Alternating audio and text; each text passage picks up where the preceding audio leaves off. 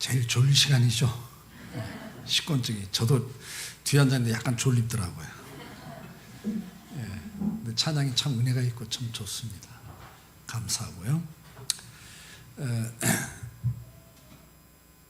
아침 시간에 우리가 하나님이 주신 사명, 저와 여러분이 신약 시대는 빛과 소금처럼 어디가 있든지 간에 저와 여러분의 그 말과 행동, 삶의 그 모습들을 통해서, 그리고 또 하나님이 함께 하시는 그 현장을 통해서 하나님을 드러내는 삶,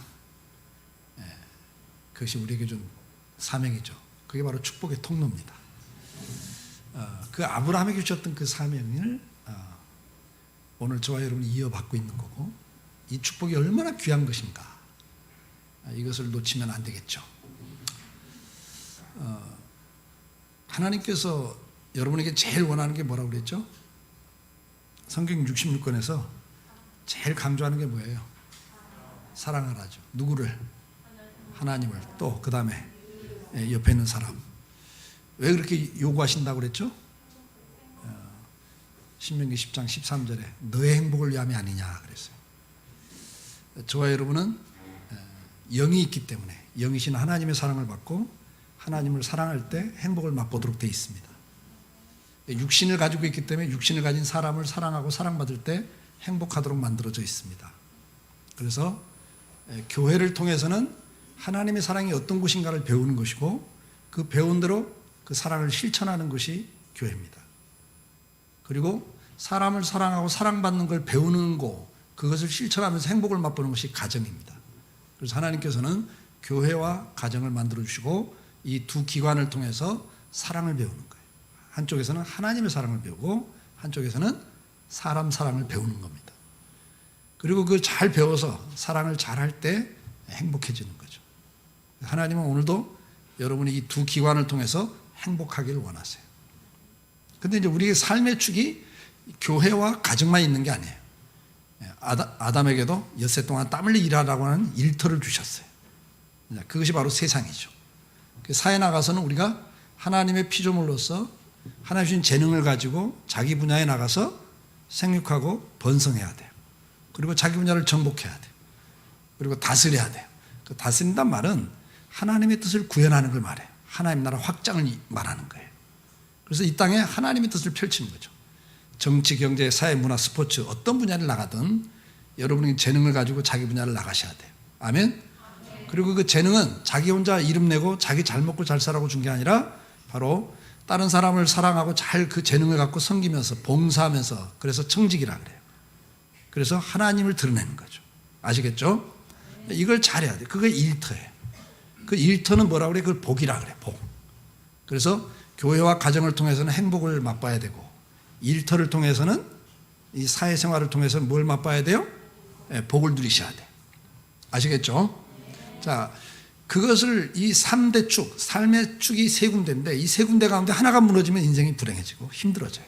가정이 무너진든, 신앙생활이 무너지든, 사회생활이 무너지든, 어디가 한 군데가 무너지면 인생이 불균형이 생기고 어려워지는 거예요. 불행해질 수 있어요. 그래서 이 하나님이 우리에게 주신 이 3대 축, 삶의 축을 여러분들 건강하게 잘 세우셔서 복과 행복을 누리기를 다시 한번 축복합니다. 자, 이런 중요한 기본 원리를 가지고 가는데, 그러면 이 신앙생활, 교회를 중심으로 한 신앙생활, 하나님과 동행하는 삶을 말하죠. 신앙생활은 말 그대로 하나님을 믿고 바라보고 사는 삶, 그러니까 하나님과 동행하는 삶을 말해 신앙생활. 그래서 이제 경건생활, 하나님과 동행하는 삶, 신앙생활, 가정생활, 사회생활, 이 3대 축을 여러분들이 이제 받았으니까 그걸 균형 있게 잘 관리를 하실 것은 여러분들의 몫이에요. 아시겠죠? 그러면 이제 우리가 그런 길을 거는 데 있어서 제일 중심이 뭐냐니까 신앙생활이에요. 하나님과의 관계가 무너지면 다 무너지게 돼 있습니다. 그래서 여러분들이 이 교회를 중심으로, 그래서 하나님이 여러분들에게 하나님과의 동행하는 삶을 제대로 살기 위해서 교회를 세워놓으신 거예요. 여러분 각자 알아서 신앙생활을 하려면 제대로 알아서 할 사람이 없습니다. 그리고 사탄이 공격해서 그냥 다 지리멸멸하게 돼 있어요. 그래서 교회라는 공동체를 만들어서 여기서 목사, 장로, 집사, 권사 여러 가지 직분을 세우시고, 그 직분들을 통해서 어떻게 해요? 성도들을 서로 돌아보면서 서로 격려하고 도움을 주고받으면서 같이 자라가도록 만든 거예요. 그래서 여러분들이 이 신앙생활이 가장 기본이에요.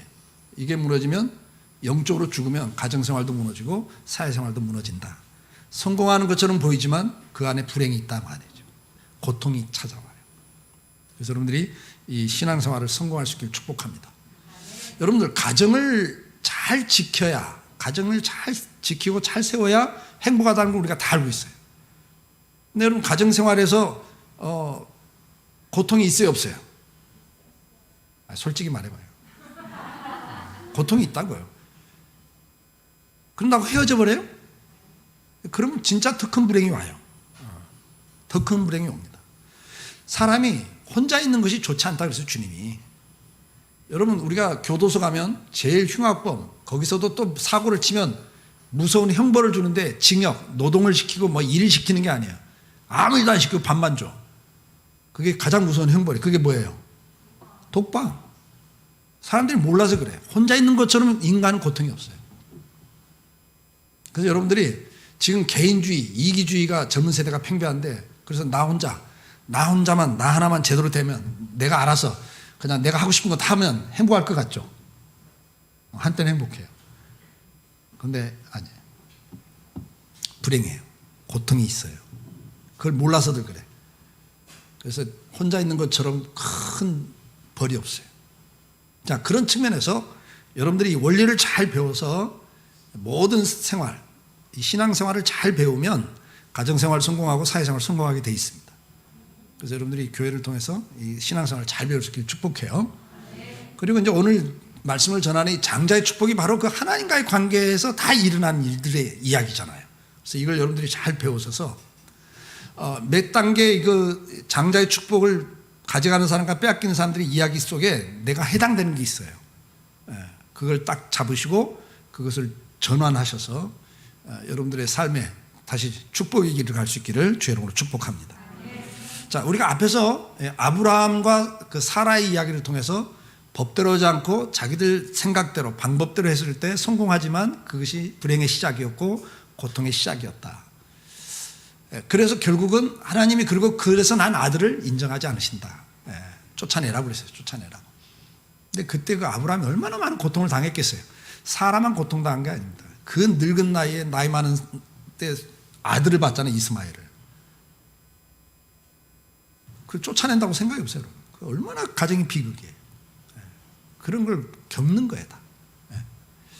자, 우리는 아브라함의 이야기, 그 다음에 롯의 이야기도 들어봤어요. 지나가는 이야기로 롯의 이야기도 들어봤고, 그 다음에 또 에서의 이야기를 들었어요.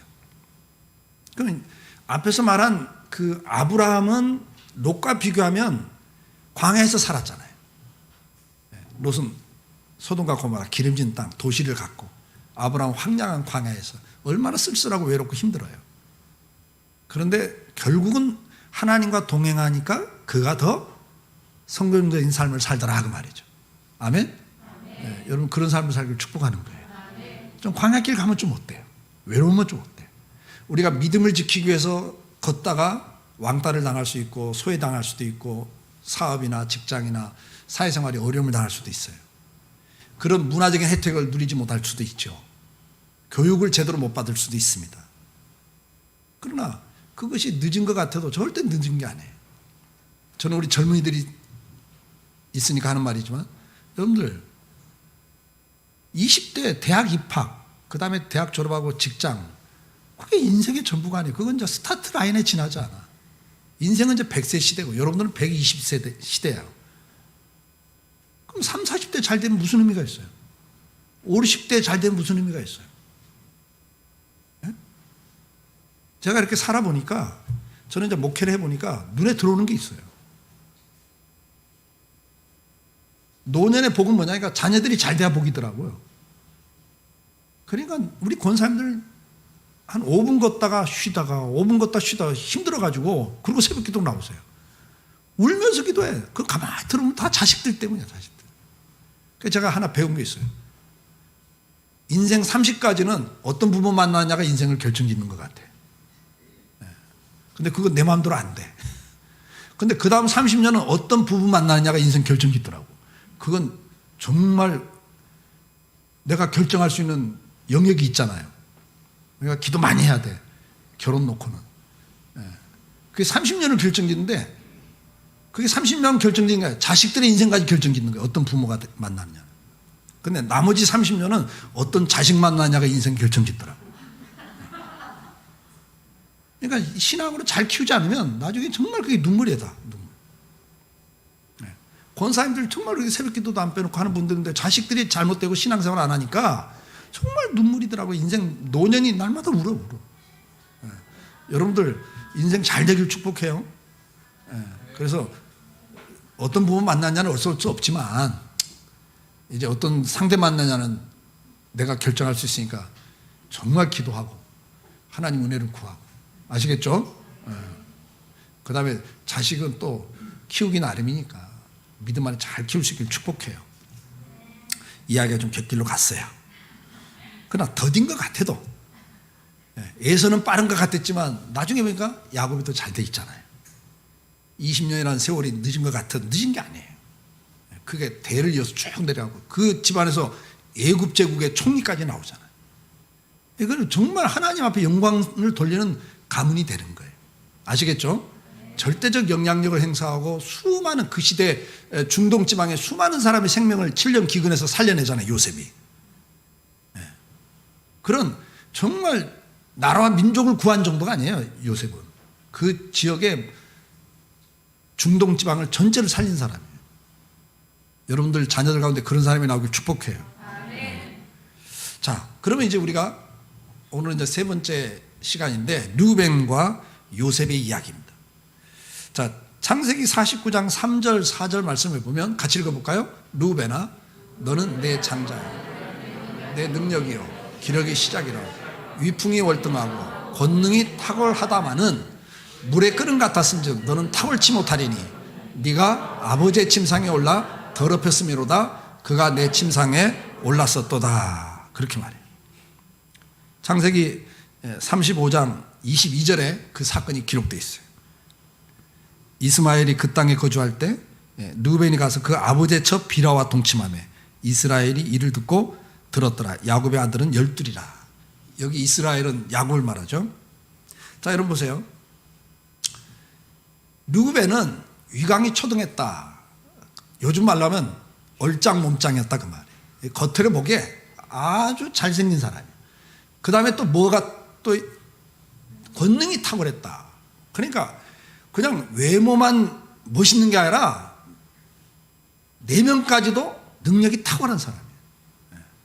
그러니까 어디를 내놔도 이게 빠지지 않는 사람입니다. 그런데 이것 때문에 인기가 짱이야. 가는 데마다 인기가 있어요. 르우벤이. 그래서 가는 데마다 스캔들이 생긴 사람이 이 사람이. 그러니까 잘생겼다고 좋아할 것도 없어요.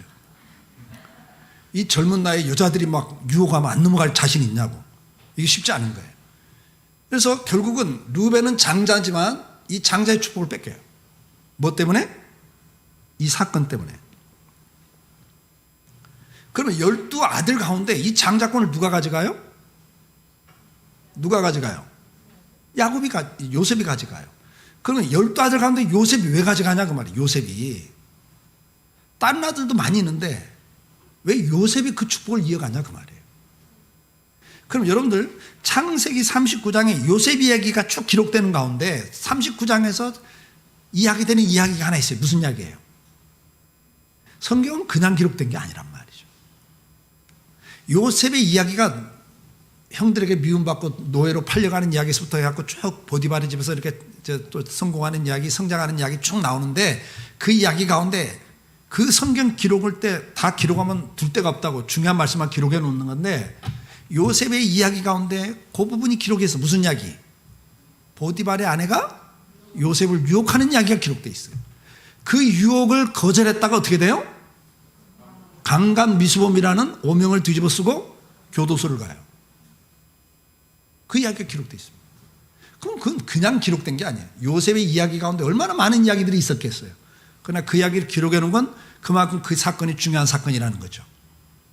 그러면 여기서 르우벤과 요셉을 대비시키는 이야기가 나오는 거예요.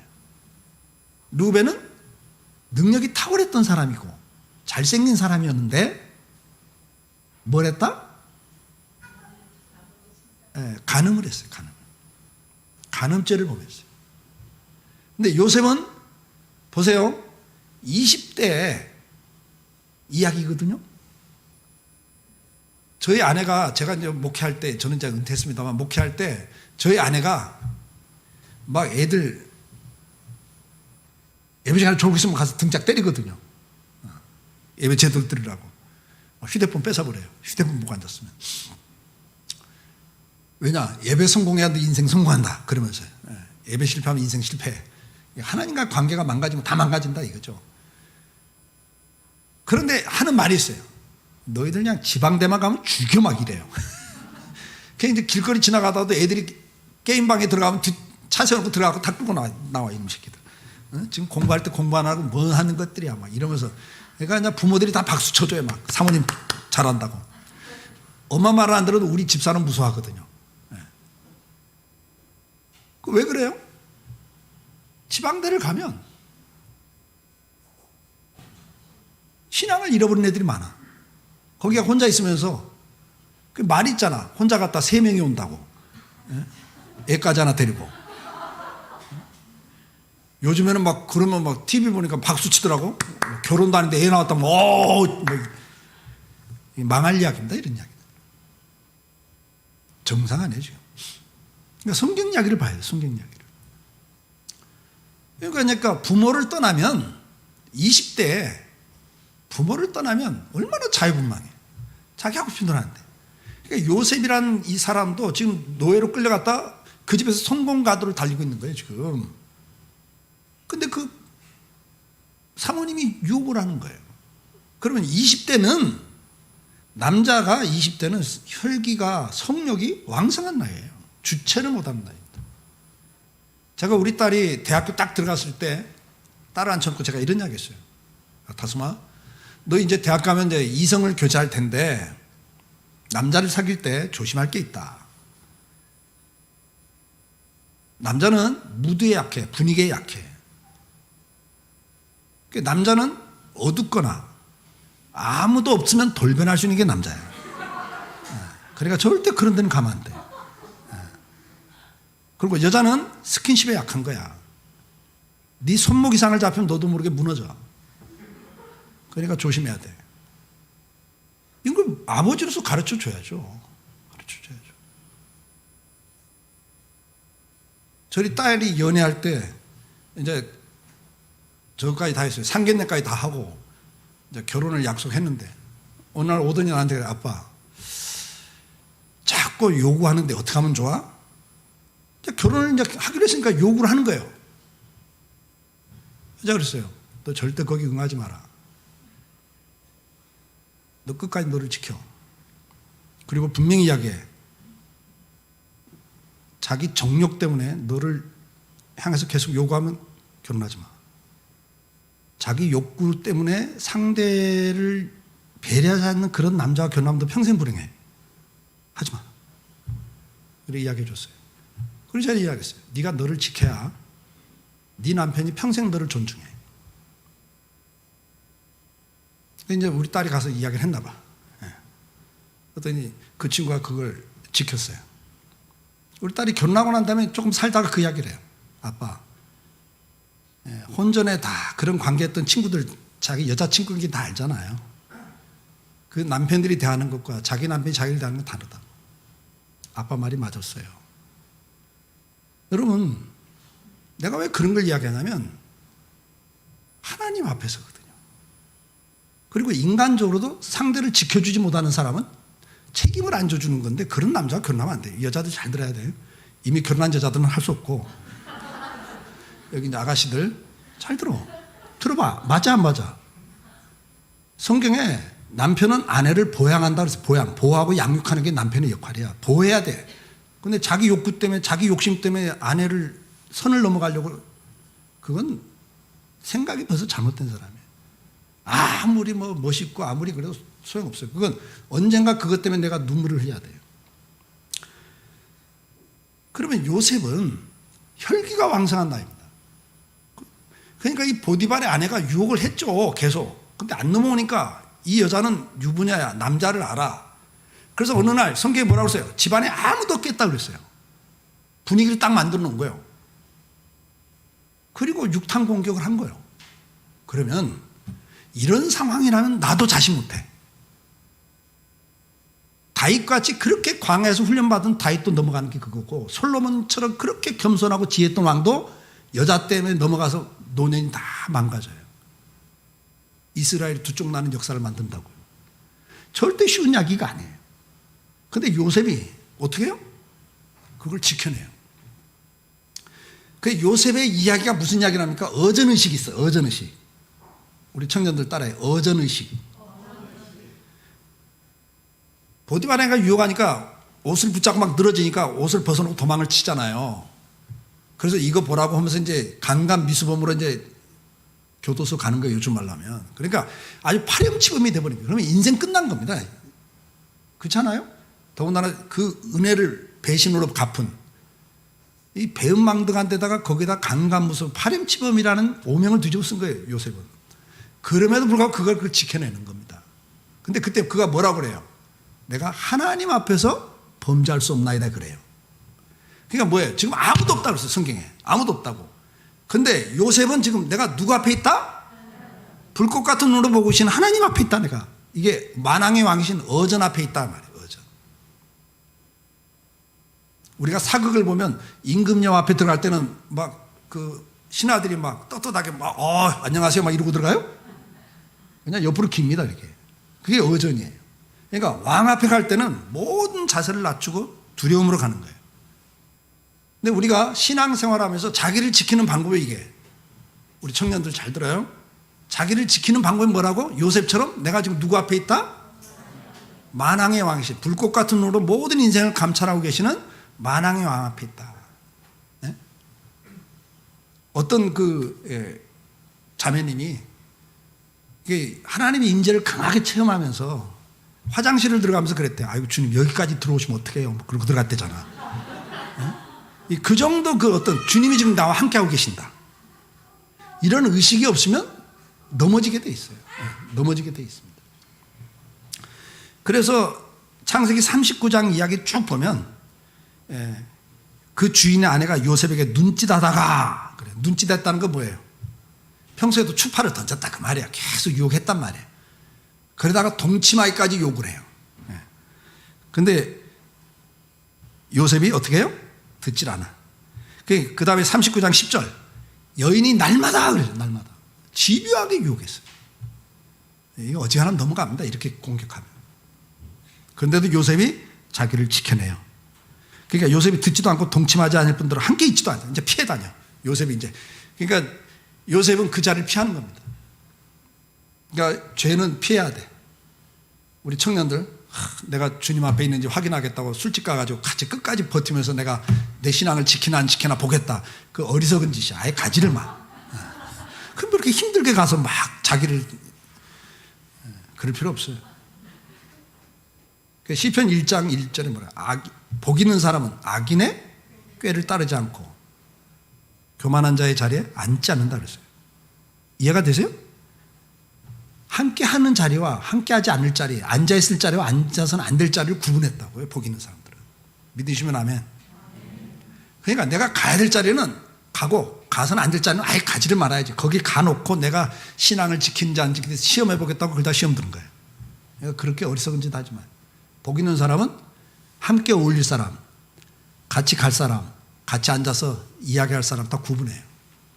그게 복 있는 사람이라고 시편 1장 1절에 말한단 말이죠. 그러니까 이런 걸 성경은 다 가르쳐줘요.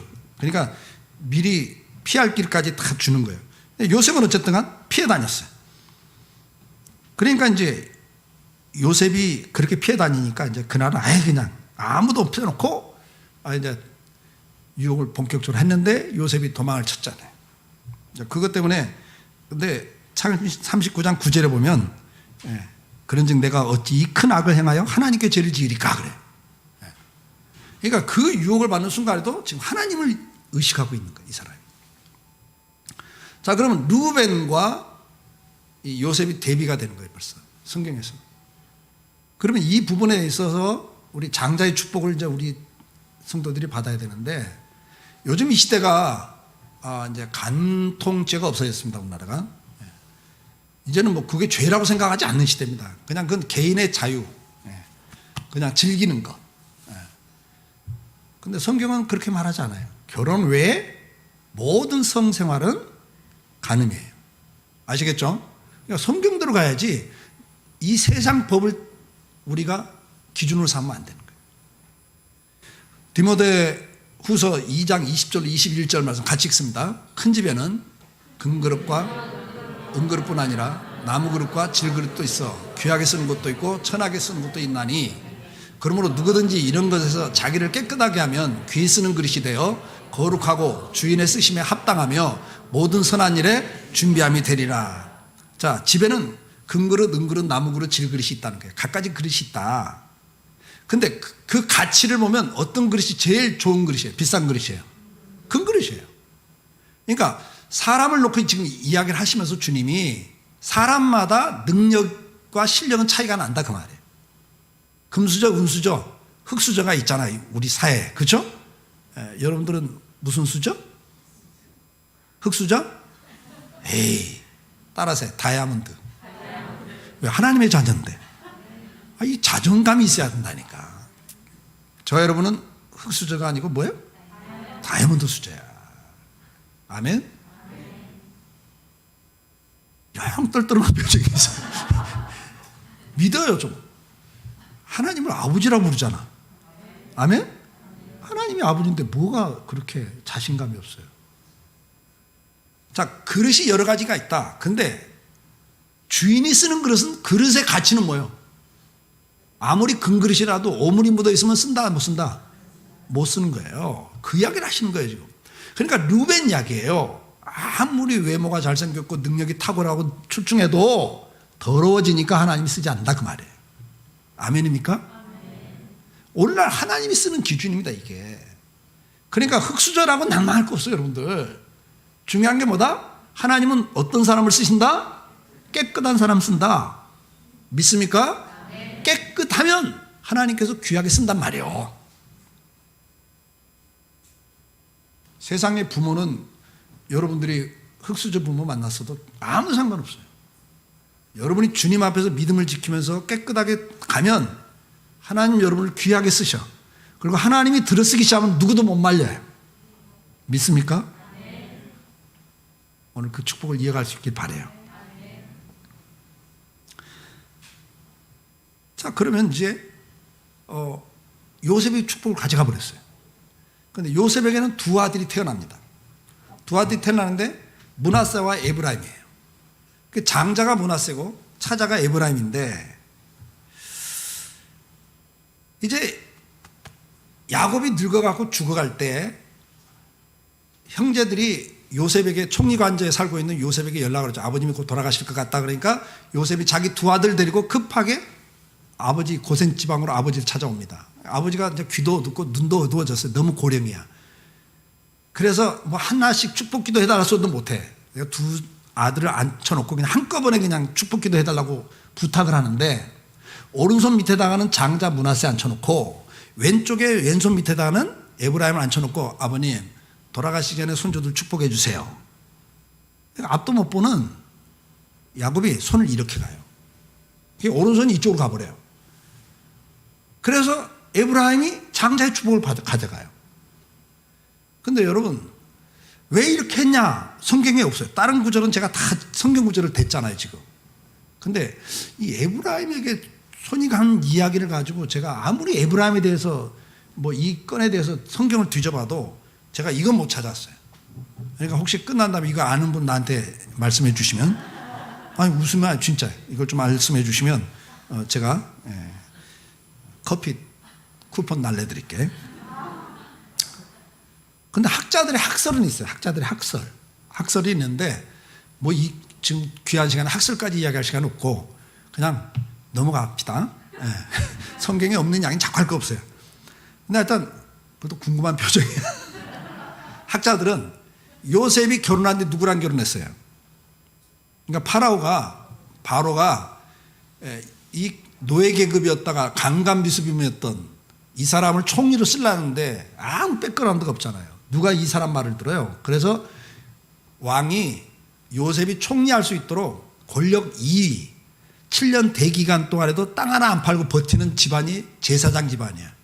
그러니까 파라오는 태양의 아들, 신의 아들이에요. 그 신의 아들과 백성 사이에 중개하는 게 제사장이에요. 그래서 권력설 2위예요. 권력설 3위가 이 보디발이에요. 경호실장. 이 이야기는 또 재밌는 이야기가 속에 있는데 통과. 어쨌든 간 그래서 학자들이 말할 때는 파라오가 이 제사장의 딸과 결혼시켜서 이방 우상을 섬기는 제사장의 딸과 결혼시켜갖고 나온 첫 아들이기 때문에 하나님이 제낀 게 아니냐. 뭐 이렇게까지 학자들의 학설은 있어. 근데 뭐 그건 그렇게 중요한 얘기 같지가 않아요. 일단 통과. 자, 그러면 이제 에브라임 지파로 내려갔어요. 자, 그럼 에브라임 지파가 이제는 지파입니다. 에브라임 지파가 장자권을 누구한테 뺏겨요? 유다 지파한테 뺏겨요. 자, 시편 78편 6절, 67절에서 68절 말씀 같이 읽어봅니다. 또 요셉의 장막을 버리시며 에브라임 지파를 택하지 아니하시고 오직 유다 지파와 그 사랑하시는 시온산을 택하시며, 시편에서는 에브라임 지파를 하나님이 버리셨다. 그리고 유다 지파를 택했다고 기록을 하고 있단 말이죠. 그러면 에브라임 지파가 왜 장자 지파였는데 뺏기고 유다 지파가 가져가는가? 그 이유를 성경에서는 뭐라고 말하는가를 봐야죠. 이 시편 78장에 이렇게 버리셨다, 유다를 택했다 하기 전에 그 앞에 이유를 설명해 놨어요. 9절 말씀 같이 읽어봐요. 78장 9절 시작. 에브라임 자손은 무기를 갖추며 활을 가졌으나 전쟁의 날에 물러갔도다. 앞에서 이걸 기록해 놓고 뒤에서 그래서 하나님이 그들을 실어서 버리시고 유다를 택했다 그런단 말이죠. 이때 이야기가 어느 때 이야기냐면 여러분 사사시대 이야기예요. 자, 그러면 가나안 정복을 합니다. 그때 여호수아가 이제 중심에 돼서 가나안을 정복할 때 에브라임 지파가 장자 지파예요. 그래서 요단강을 건너서 가나안 중부 지방을 먼저 점령해요. 그 다음에 남부 지방을 점령하고 맨 마지막에 갈릴리 지방, 북부 지방을 점령하거든요. 점령 순서예요. 그런데 이 맨 가운데를 딱 점령하면서 제일 먼저 루벤 지파와 갓 지파 절반은 요단강 동편에서 땅을 먼저 차지해요. 가나안 본토로 안 들어가고. 그런 때 뭐라고 말합니까? 너희가 땅을 차지했다고 군사가 안 나가면 안 돼. 땅을 차지했지만 남자들은 다 전쟁에 나갈, 군사들은 전쟁에 동참을 해야 돼. 그렇게 여호수아가 요구를 하죠. 그래서 다 따라서 그렇게 해요. 그러니까 땅 먼저 차지했다고 남아버리면 안 되잖아요. 그렇죠? 다른 지파는 다 힘을 합쳐서 지금 땅을 차지한 건데. 그래서 전쟁에서 먼저 차지한 지파는 가족들 남겨놓고 자기들은 계속 전쟁을 한 거예요. 그래서 루벤 지파와 갓 지파 절반은 요단 동편을 차지했지만 전쟁에 참여했습니다. 그리고 에브라임 지파가 딱 본토를 들어가면서 제일 먼저 점령한 지역 가나안 지방의 중부 지방 제일 핵심을 에브라임 지파 장자 지파가 딱 차지합니다. 그리고 에브라임 지파에도 똑같게 요구하는 거예요. 너희가 나머지 정복 전쟁에 참여해라. 아멘 하고 참석한 거예요. 근데 어느 날 에브라임 지파가 뒤로 물러났다 이게. 전쟁할 능력, 칼과 활을 다 갖고 있는데도 어느 날 물러나 버렸어요. 하나님이 그걸 보시고 싫어서 버리셨다 그랬어요. 그걸 싫어하셨어요. 버리셨어요. 자, 그러면 장자지파는 뭐냐 이게. 장자지파는 앞장을 서는 거예요. 책임을 져주는 거예요. 여러분, 우리가 성경 이야기 가운데 다윗 이야기 보면 참 아주 극적인 이야기가 골리앗과의 전쟁입니다. 근데 이 골리앗과 전쟁에서 보면 하나님이 다윗을 그냥 쓰는 게 아니에요. 미리 택하셨지만 다윗이 벌써 그 자세를 하나님 다 알고 계신 거예요. 그러니까 뭐죠? 다윗이 전쟁에 참석한 게 아니라 나이가 20세 미만이기 때문에 전쟁은 형들만 간 거예요. 아버지가 궁금하니까 요즘 전쟁 같지가 않고 옛날 전쟁이니까 야 먹을 거 싸가지고 가서 그 지휘관들한테도 주고 너 형들 안부를 좀 죽었는지 부상을 당한지 모르겠으니까 가서 좀 안부 좀 알아보고 와라. 그래서 다윗이 음식 싸들고 신부는 갔다가 골리앗과의 전쟁 장면을 본 거죠. 사울왕을 비롯해 모든 군대 장관들이 골리앗 앞에 두려움 떨어서 나서질 못하고 있어요. 다 숨어 있어요. 그러니까 다윗이 그걸 보고는 그냥 화가 난 거예요. 아니 저렇게 하나님을 능욕하는데 야 하나님 살아계시죠? 근데 왜 이렇게 꼼짝도 못해? 나와봐. 하나님을 욕하는데 요즘 개독교 소리 해가면서 교회를 욕하고 하나님을 욕하잖아요. 근데 그냥 안 믿는 척하고 듣고 있어요. 이거 이스라엘 군인들, 장관들하고 똑같은 거예요. 자기들끼리 있을 때는 그 장관들이 뭐라고 그랬겠어요? 장군들이 뭐라고 그랬어요? 사울왕한테 임금님, 내가 우리나라는 최고 전쟁을 잘할 수 있으니까 나한테 국방장관 맡겨주세요. 뭐 이런 사람들 아니겠어요? 장군들이 서로. 그런데 골리 앞에 나가니까 다, 야, 네가 좀 제일 낫다면서 네가 나가봐. 그러니까 어저께 제가 설사를 해갖고요, 컨디션이 형, 뭐 이러고 뒤로 뺀단 말이에요, 다. 예, 교회가 잘 나가고 좋을 땐 내가 뭐 일꾼입니다 막 그런데 교회가 위기에 처하면 다 뒤로 빠지는 거고 똑같아요. 그리고 사회 나가서는 뭐 하나님을 욕하는데 이방인들이 하나님을 욕하고 교회를 욕하는데 그냥 숨어 있는 거예요. 안 믿는 척 하고 이러고 있는 거예요. 근데 다윗이 그걸 보고는 못 참는 거예요. 어떻게 저 짐승만 못한 저 이방인이 하나님 욕하는데 가만히 듣고 있냐. 내가 나가겠다 이러니까 형들이 뭐라고 그래. 이 자식 이게 뭐 동네에 마치 뭐 골목 전쟁놀이인 줄 알아. 이 자식이 어디서 지금 뭐 조용히 해. 그래도 다시 조용할 수가 없는 거예요. 계속 떠드니까 중대장이 보고 야 이거 뭐야. 아 이 녀석이 이러면 그게 이제 보고가 되니까 사울왕이 야 기특하다 불러봐. 내가 나가겠습니다. 갑옷을 주니까 칼을 줬잖아요. 운신도 못해. 아직 청소년이라. 다 뒤에서 깔깔고 웃죠 비웃죠. 자식은 나선다고 어디 아무도 안 나서 우리가 뭐 그냥 뭐 괜히 안 나선 줄 알아? 이러고 속으로 안 그렇게 했어요 장군들이. 다시 뭐라고 그래요? 내가 양을 지킬 때 곰과 사자가 내가 입을 찢었습니다 이래요. 누굴 믿고? 하나님 믿고. 그러니까 뭐냐면 어릴 때부터 벌써 양을 한번 맡기면 순서, 형제들이 순서가 돌아가는데 다윗 차례, 자기 차례가 오면 뭐 해요? 아버지가 자녀들에게 양 치는 법을 다 가르치면서 뭐라고 가르쳤겠어요? 야, 짐승이 먹을 게 없으면 배가 고프면 사람이 지키고 있는 양이라도 먹으려고 온다. 그럴 때 잘 감시하고 먼 데서 짐승이 나타나면 뭐 해라? 소리 질러, 소리. 그러면 어지간하면 간다. 근데 진짜 배가 고프면 그래도 눈치 보면서 슬렁슬렁 다가온다. 그때는 뭐 해야 된다? 소리 질러고 안 되면 그 다음에 뭐 해야 돼요? 점점 가까이 오면. 그때는 이제 협박을 해야 돼. 그게 물맷돌입니다. 그래갖고 돌멩이를 집어 던져가지고 겁을 줘서 쫓아내. 그런데 이게 빗 맞았어. 그래갖고 이놈이 열받아가지고 이제는 양이고 뭐고 이제 너한테 공격하면 그때는 어떻게 해라? 여러분이 이제 아버지야. 근데 아들들한테 양 목자를 가르치는데 그럴 때는 어떻게 해라? 야 임마 목숨 걸고 너 죽어도 괜찮아. 양 지켜야 돼. 그래요? 세상에 그럴 부모가 어디 있습니까? 그때는 뭐 해라? 도망가라. 당연한 이야기예요. 근데 다윗은 자기가 책임질 때는 그럴 수 없다 이게. 자기 싸웠다 이게. 하나님 믿고 싸웠다 이게. 그 이야기를 하는 거예요. 그러니까 다 어이없어 하죠. 여러분 같으면 어이없어 안 하겠어요. 뭐 하나님 믿진 우리도 하나님 믿어. 그래도 그렇게 믿는 건 막 광신적인 거야. 응? 그런 생각 안 드세요? 무모한 짓이잖아요. 그리고 다윗은 나설 나이도 아니에요. 안 나선다고 누구 하나 이렇게 비판할 일도 아니고. 그런데 다윗이 뭐라고 그래요? 나간다 이게. 그래서 골리앗을 향해서 뭐래? 너는 단창과 칼을 갖고 나오지만 나는 뭘 갖고 나간다? 여호와의 이름을 갖고 나간다. 이래버린다는 거예요. 근데 이겨요. 자, 여러분 무슨 이야기입니까? 앞장을 쓰는 겁니다. 여러분 교회 안에도 장로님 계시고 권사님 계시고 안수집사님 계셔. 우리 청년들 안 나서도 돼. 뭐 나설 나이 아니잖아. 앞으로 집사 되면 해. 근데 복 받을 사람은 생각이 달라. 뭐가 필요하다. 무슨 일이 있다. 내가 나설 군번도 아니에요. 그럴 직분도 아니에요. 그래도 주의 일이라면 나는 이건 다른 사람한테 뺏기고 싶지 않아요. 내가 할 거예요. 이런 사람을 하나님은 보고 계시는 거예요. 믿습니까? 여호와께서 온 세상을 감찰하사 그랬어요. 여호와의 눈이 온 세상을 감찰하사 어떤 사람을 찾는다고? 전심으로 자기를 향하는 자에게 능력을 베푸시나니 그랬어요. 믿으시면 아멘.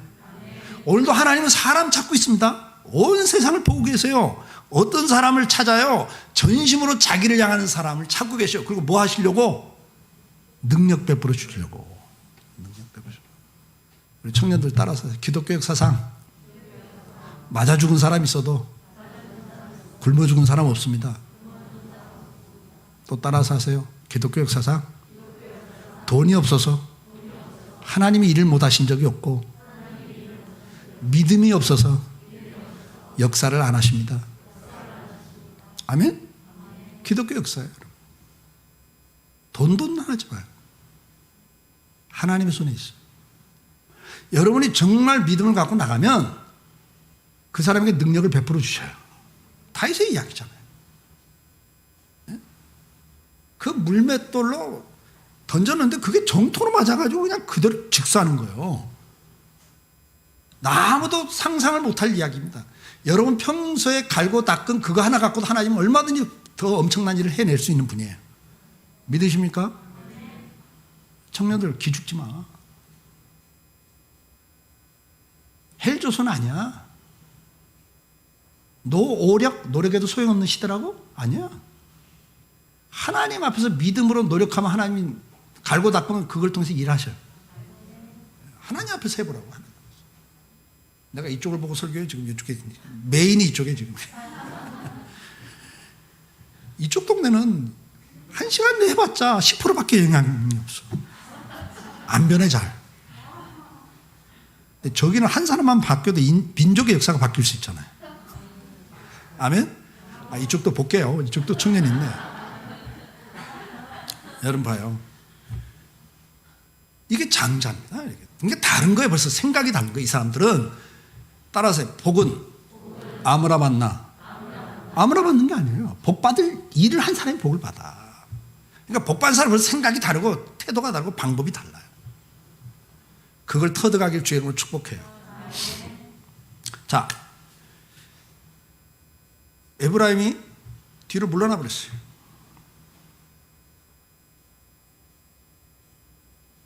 그래서 사사기 1장을 보면 사사시대가 딱 됐을 때 누가 먼저 올라가리까 그럴 때 유다가 먼저 올라가다가 딱 이때 촛대가 딱 바뀌어버립니다. 사사시대 촛대가 딱 바뀌어요. 여호수아 정복시대가 끝나고 사사시대를 가면서 촛대가 딱 바뀌어버려요.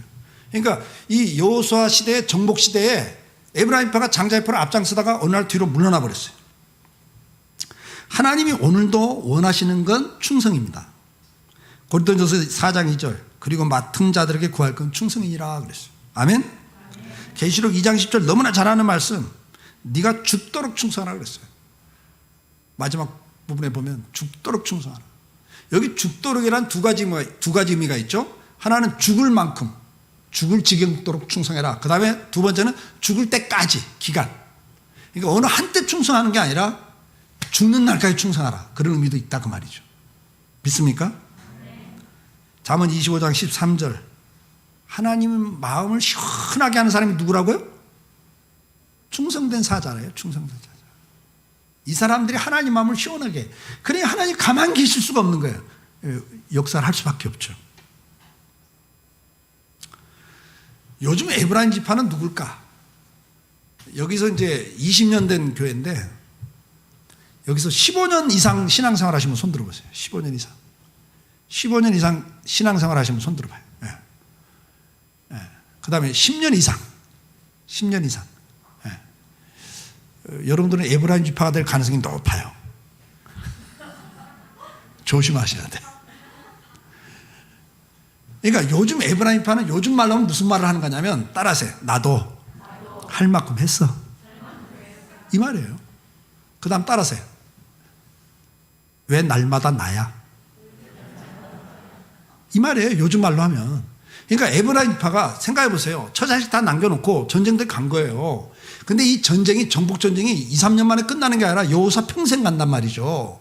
그러니까 하다가 지쳐버린 거예요. 지치니까 야 이제 돌아가자. 우리 할 만큼 했잖아. 이제 나머지 니들이 좀 알아서 해라. 그 이야기를 한 거예요. 그러니까 끝까지 충성을 안 하고 중간에 돌아서 버린 거예요. 그게 하나님이 그걸 싫어하셔서 버리셨다. 그렇게 말해요. 그러니까 여러분 오늘 이 시간 여기서 신앙생활 오래 하시면서 죽도록 충성하시던 분들 어느 날 순간 이런 생각이 들 거예요. 나도 할 만큼 했어. 왜 날마다 나야? 왜 목사님은 나만 불러? 권사가 한두 명이야. 그 생각이 들거들랑 위기라는 걸 깨달으셔야 돼요. 사탄이 주는 생각이에요. 할 만큼이 아니에요, 여러분. 저는 목회하다 보니까 이런 일이 실제로 많이 일어나고 있어요, 우리 교회에서.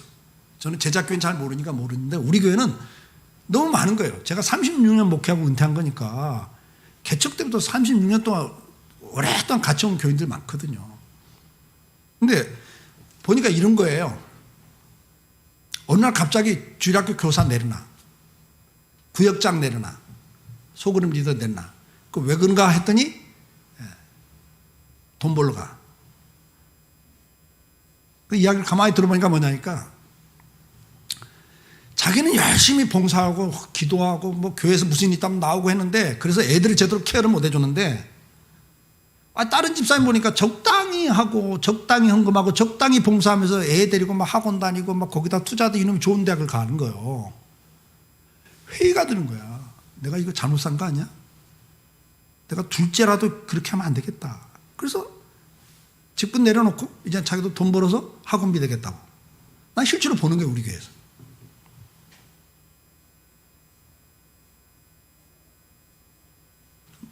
일리 있고 그럴 수 있다고 저는 생각해요.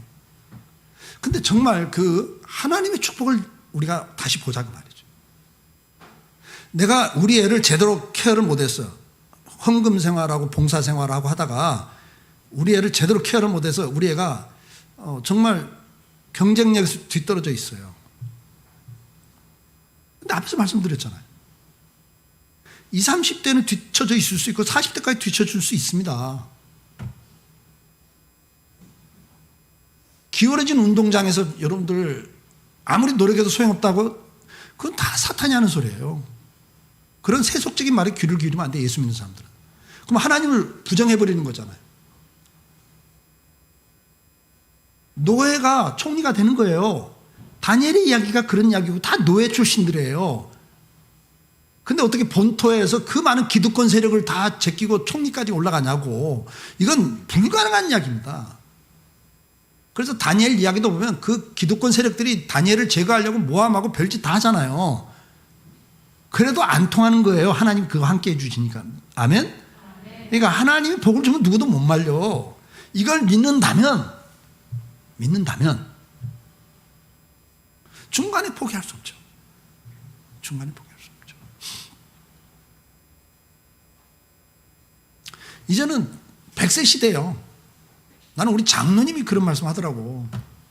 목사님,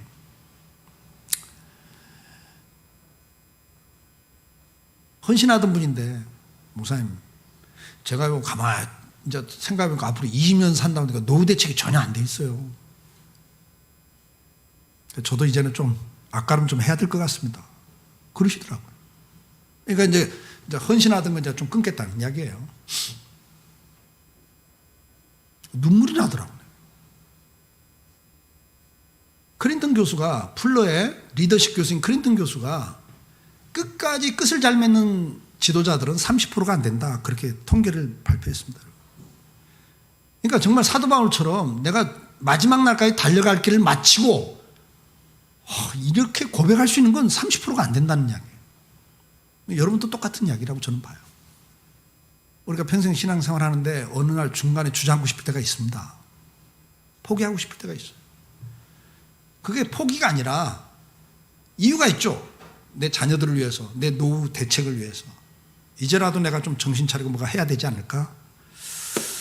그럴 수 있다고 저는 생각해요. 그러나 주님은 우리에게 이렇게 말씀합니다.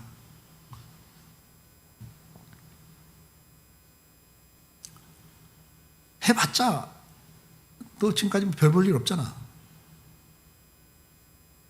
앞에서 말씀드렸죠. 야곱은 20년이라는 세월을 삼촌 집에 가서 사기당하고 어려움 겪었습니다. 유산 다 포기하고 빈털터를 시작했습니다. 그래도 20년 세월 지나놓고 보니까 하나님 복을 주기 시작하니까 급속도로 늘잖아요. 아멘? 아멘. 여러분 인생 50대, 60대 어떻게 될 줄 알고요? 우리 권사님들 70대, 80대 여러분 자손들 가운데 한 사람이 잘 되면 여러분 인생이 어떻게 되는 줄 알고? 아무도 몰라요. 하나님이 은혜를 주기 시작하면 무섭습니다. 한번 기대해 보자 그 말이에요. 여기까지 왔는데 중간에 뒤돌아서면 안 되겠죠. 아멘? 다시 한번 일어나세요. 여러분들 지금 열심히 하고 있겠지만 시편 43장 5절 같이 읽습니다. 내 영혼아 네가 어찌하여 낙심하며 어찌하여 내 속에서 불안해하는가. 너는 하나님께 소망을 들어 그가 나타나 도우심으로 말미암아 내 하나님을 여전히 찬송하리로다. 아멘? 불안하십니까? 여러분 지금 헌신하고 열심히 직분 맡고 하는 게 사회적으로는 뒤떨어지는 것 같고 또 어느 날은 뭐 옆집 아줌마 보니까 그냥 뭐 취미생활 한다고 막 폼 잡고 막 골프 치러 다니고 무슨 동호회 있다고 막 아름답게 꾸미고 가서 막 문화적인 걸 누리고 하는 걸 보면 여러분들은 날마다 뭐 한다고 그러면 교회에서 속으로 모인다고 그래갖고 날마다 공부한다고 앉았고 뭐 봉사한다고 앉았고 전도한다고 앉았고 기도한다고 앉았고 어떻게 인생 뭐 정말 옆집 아줌마하고 비교하면 이거 완전 시골 아줌마도 아니고 문화생활은 아무것도 못하는 것 같고 도태되는 것 같고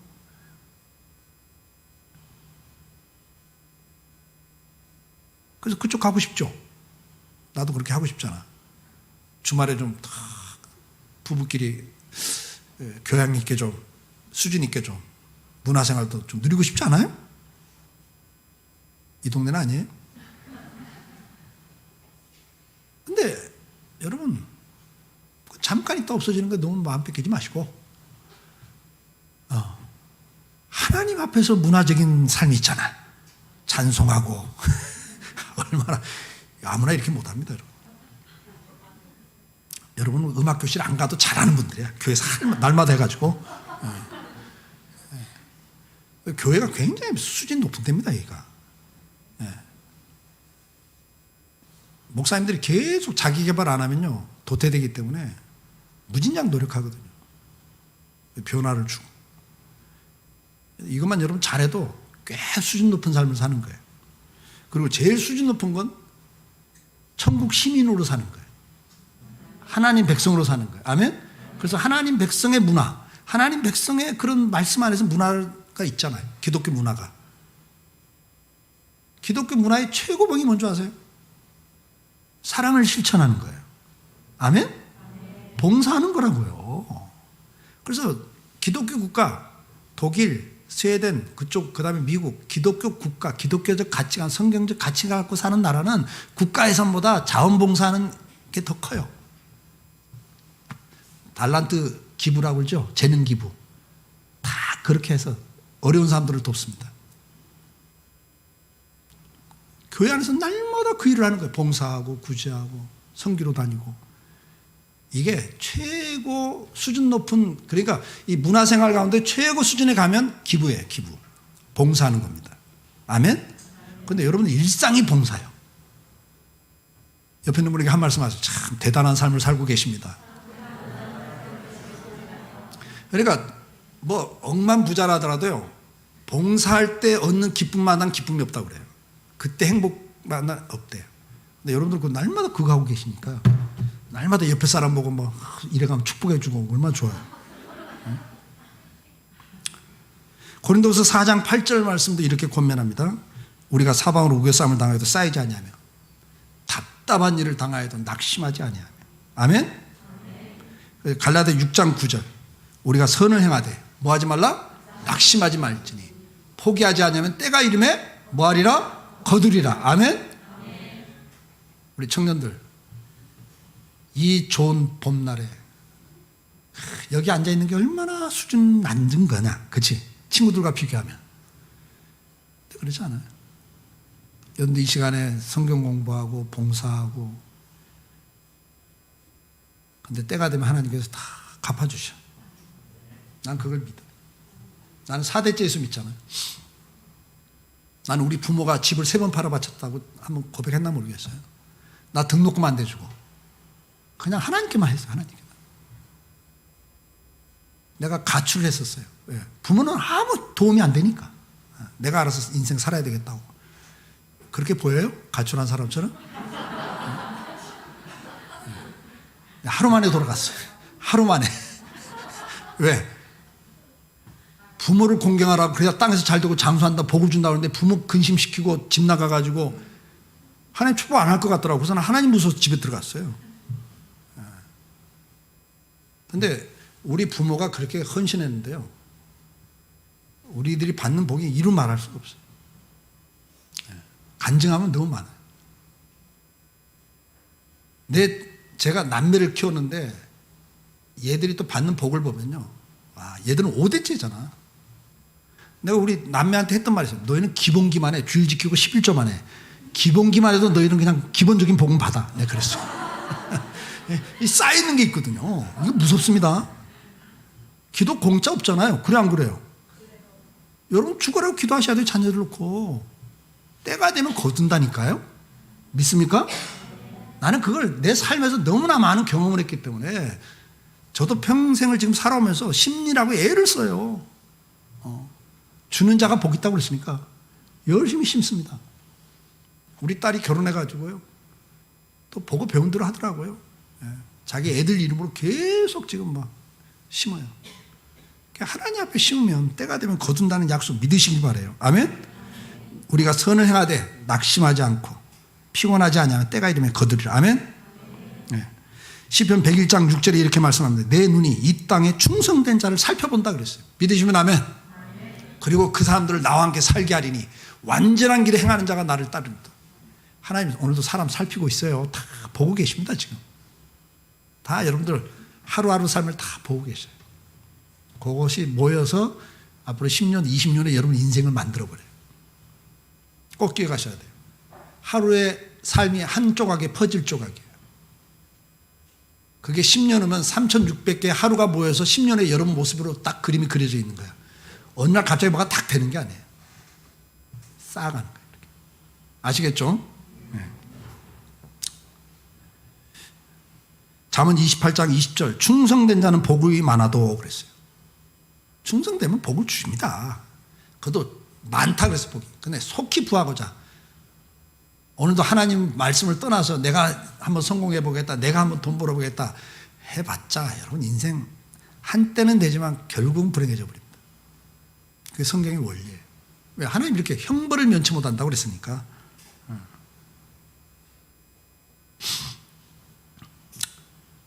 자, 그러면 이제 우리가 에브라임 지파는 뒤로 물러났다가 뺏겨버렸어요. 유다 지파가 그 다음부터 장자 지파가 됐습니다. 근데 성경은 참 이런 걸 기록해 놓고 있어요. 에브라임 지파의 종말에 대해서 성경이 이렇게 기록합니다. 사사기 1장 1절로 2절 말씀 보세요. 이제 이 장자권이 여기서 바뀌어요. 1장 1절 사사기 1장부터 딱 장자권이 바뀝니다. 정복시 시대가 끝난 다음에. 자, 누가 먼저 올라가니까 이게 장자입니다. 누가 먼저 올라가냐가, 누가 먼저 앞장서냐가 장자인데 2절 말씀 같이 읽어요. 여호와께서 이르시되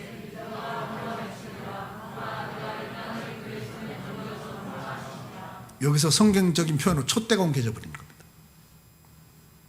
그런데 이렇게 이제 촛대가 옮겨졌는데 사사시대에 에브라임 지파가 어떤 일을 하는가 성경이 이걸 기록해요. 8장 1절 시작.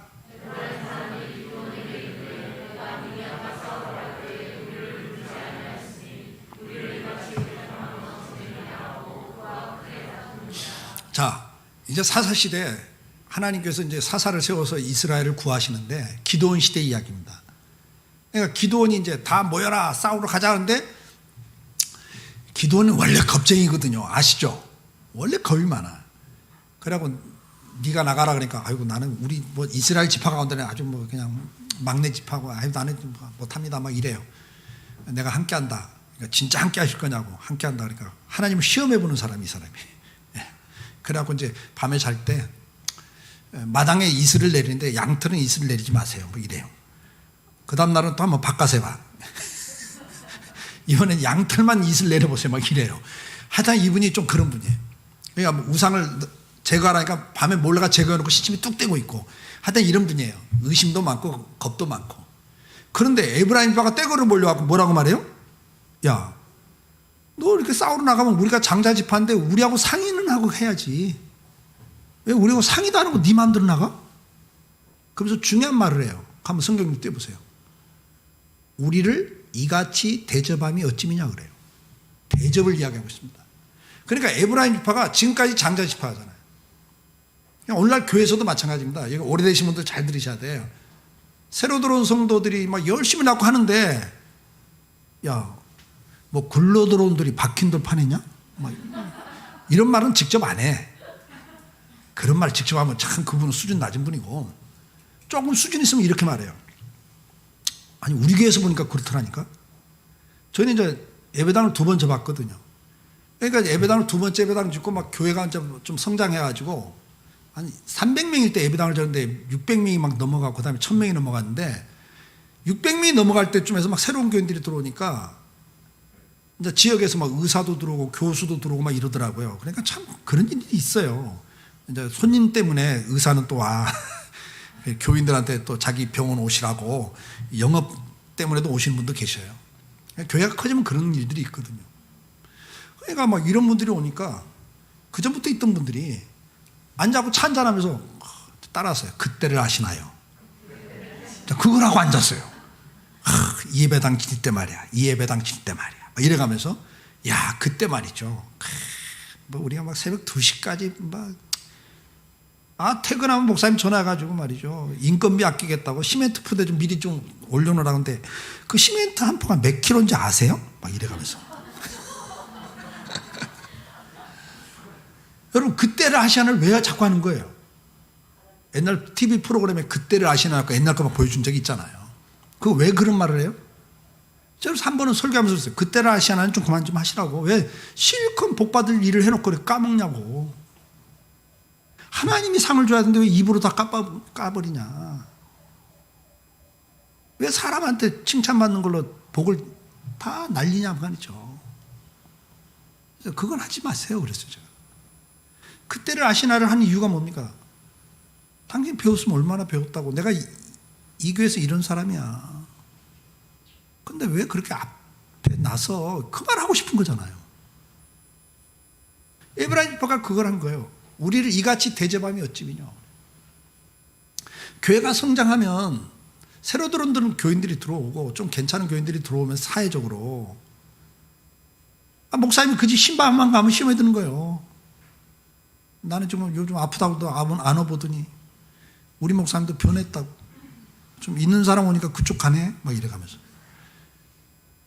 여러분 이게 시험에 드는 거잖아요. 근데 에브라임 지파가 그 일을 해요.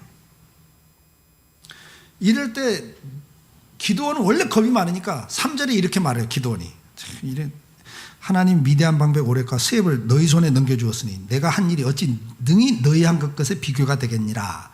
비교가 되겠냐. 그동안 당신들이 한 것과 생각하면 나는 아무것도 아니야. 이렇게 딱 낮추니까 뭐였어요?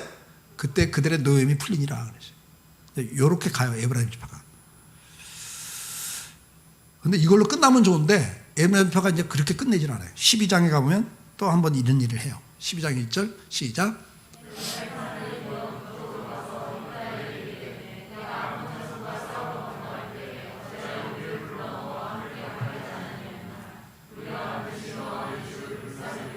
자 이번에도 입다가 나서갖고 다 모여라 나가자 하는데 안 와. 에브라임 지파는 아예 오지를 않아요. 이제 전쟁에 안 나서는 겁니다. 그런데 나가서 승리하고 돌아오니까 와갖고 시비를 거는 거예요. 몇만 명이 때로 몰려와가지고 야, 너 왜 우리하고 상의도 안 하고 나가? 그러면서 뭐라고 그래? 너와 너희 집을 불살라버리겠다. 그러니까 혼자 온 게 아니고 몇만 명이 같이 몰려와가지고 이제 이 세력을 가지고 너 죽이겠다 이 말이에요. 가만 안 두겠다. 그러니까 입다는 원래 출신이 어떤 출신입니까? 입다는 기드온하고 이게 다른 사람이에요. 입다는 원래 기생아들로 태어나가지고 어릴 때부터 차별을 받았어요. 그래갖고 삐뚤어져 가지고 뭐가 된 사람이요? 요즘 말하면 조폭이 된 사람이야. 그래가지고 아예 동네 추방당해갖고 그냥 그렇게 살고 있던 사람인데 전쟁이 나니까 이스라엘 장로들이 싸움 잘 싸우는 집단이 있으니까 야 입다 네가 나가 좀 전쟁해. 그러니까 뭐라고 그래요? 아니 언제는 쫓아내더니 죽으러 가는데 나보고 앞장서라고? 뭐 내가 호구냐? 막 이런 식으로 입다가 말하니까 뭐라고 그래요? 너 이번에 나가서 승리하고 오면 장관 시켜줄게 이래요. 평생 인정 못 받았던 입다가 그 말에 그냥 혹 넘어가 버린 거예요. 그러고 진짜냐? 그러니까 하나님 이름으로 맹세한다. 이게 이스라엘에겐 최고의 보증이거든. 여호와 이름으로 맹세한다. 딱 그러니까 알았다. 그리고 입다가 나가서 승리하고 온 거예요. 근데 이 사람들이 와갖고 떼구로 시비를 거니까 원래 이 좀 깍두기 이분들의 기질이 있죠. 이분들의 기질이 뭐예요? 길 가다도 부딪히면 아이고 죄송합니다 안녕하세요 막 이래요? 안 부딪혀도 뭐 슬쩍만 스쳐도 딱 시비를 걸잖아요. 이 기질이 시비를 거는 기질인데 이 사람한테 와서 뭐 너 다 죽이겠다 너희 집안까지 불살라고 그랬다 이러니까 입다가 가만히 있을 사람이 아니거든. 뭐? 야 다 불렀잖아. 근데 너희들 안 온 거잖아. 그런 거 모아서 시비를 걸어? 붙자고? 그래 붙어 하고 붙어버려요. 자, 이렇게 붙은 결과가 어떻게 되죠? 12장 6절에 이렇게 기록하고 있어요. 시작.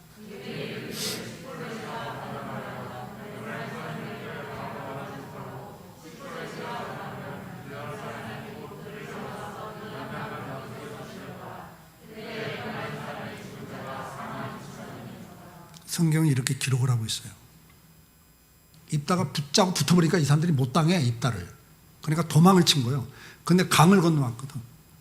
나루터를 입다 쪽에서 딱 지키고 있는 거예요. 벌써 딱 알고 막 뿔뿔이 도망치니까 벌써 길목 딱 지키고 있는 거예요.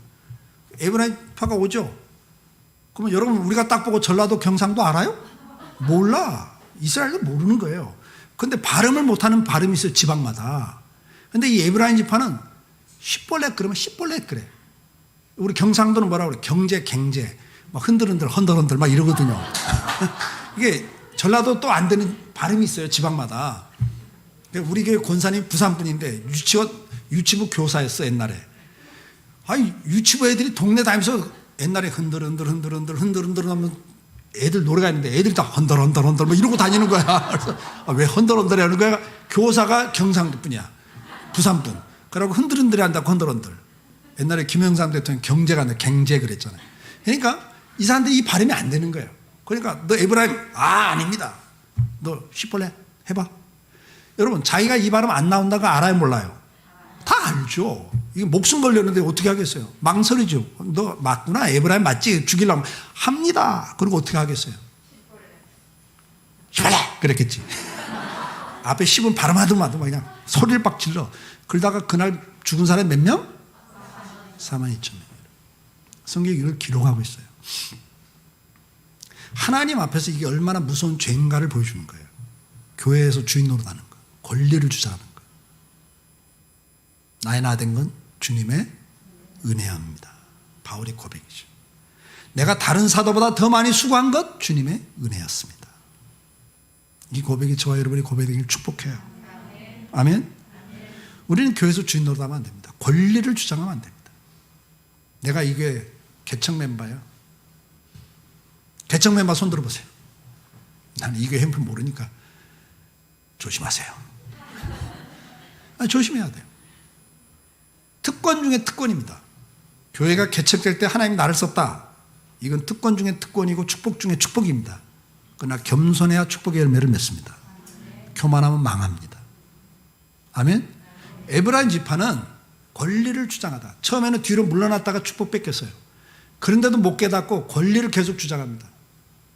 그러다가 복을 못 받는 수준에서 멈추는 게 아니라 42,000명이 그날 죽임을 당합니다. 하나님 몇 번 봐주세요. 근데도 회개를 안 하고 끝까지 그렇게 하면 언젠가 때가 되면 하나님 손을 보십니다. 이 이야기는 왜 기록했어요? 이 교회 주인은 누구시다? 하나님이시다. 우리는 뭐 하는 사람들이다? 쓰임받는 사람들이다. 아멘? 그것 자체가 우리에는 영광입니다. 나 같은 사람을 쓰는 것 자체가 하나님의 은혜죠. 거기에 감격하고 끝까지 쓰임받을 수 있기를 주의 이름으로 축복합니다. 기도합시다. 사랑하는 성도 여러분, 장자의 축복이 흘러내려간 이야기를 들었습니다. 아브라함과 롯의 이야기부터 이스마엘과 이삭의 이야기, 에서와 야곱의 이야기, 루벤과 요셉의 이야기, 에브라임 지파와 유다 지파의 이야기를 들으셨습니다. 법대로냐 멋대로냐가 주제였고, 에서와 야곱은 현실주의자냐 사명자냐의 차이였습니다. 르벤과 요셉은 정결하냐 더럽혀졌냐가 주제였습니다. 깨끗한 그릇을 하나님이 쓰십니다. 더러워지면 아무리 금그릇 같아도 쓸 수가 없습니다. 하나님 쓰질 않습니다. 에브라임 지파는 뒤로 물러나다가 버림을 받았습니다. 하나님은 우리가 죽는 날까지 이렇게 주님 앞에서 아름답게 살다 가기를 원하십니다. 끝까지 충성하기를 원하십니다. 그게 영광이요, 가문의 영광입니다. 여러분들 오늘 이야기를 들으시면서 어느 부분에 혹시 해당되는 부분이 있거들랑 에브라임처럼 이제 좀 물러나고 싶은 생각 갖고 계십니까?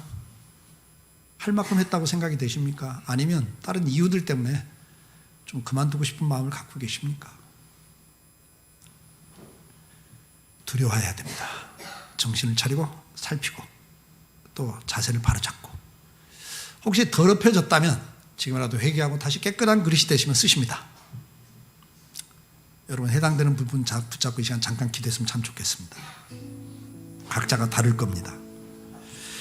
내가 가장 약한 부분, 뭐 하고는 있지만 약하고 연약한 부분이 있다면 그 부분 붙잡고 기도하시면 좋겠어요. 주여 나를 긍휼히 여기소서 한번 부르짖고 같이 통성으로 기도합니다. 주여 나를 긍휼히 여기소서. 아버지 하나님, 오늘 이 시간에도 말씀을 듣습니다. 그리고 또 깨닫습니다. 감사를 드립니다. 아버지 하나님, 복을 받은 사람들의 이야기와 복을 빼앗긴 사람들의 이야기를 통해서 오늘 내 모습을 보게 하셔서 감사를 드립니다. 아버지, 다시 한번 정신을 차리고 하나님 앞에서 내 남은 인생길 살아가기를 원합니다. 장자의 축복을 받는 그 기업의 반열에 서기를 원합니다. 거기서 도태되거나 빼앗기고 나중에 눈물을 흘리며 복을 구하는 에서 같은 자리에 가지 않기를 원합니다. 아버지, 은혜를 베풀어 주세요. 아버지, 축복해 주세요. 그래서 우리가 다시 한번 떨쳐 일어나서 믿음 안에 승리하게 해주시고 하나님의 은혜와 복을 누리는 자리에 설 수 있도록, 장자의 반열에 설 수 있도록 복을 주시고, 그것이 내 대에 끊기는 것이 아니라 내 자손들과 손주들 대에 이어갈 수 있도록 주여 은혜를 베풀어 주시옵소서. 아브라함의 하나님, 이삭의 하나님, 야곱의 하나님, 요셉의 하나님이었던 것처럼 오늘 그분이 나의 하나님, 내 자녀들의 하나님, 내 손주들의 하나님이 되게 주시옵소서.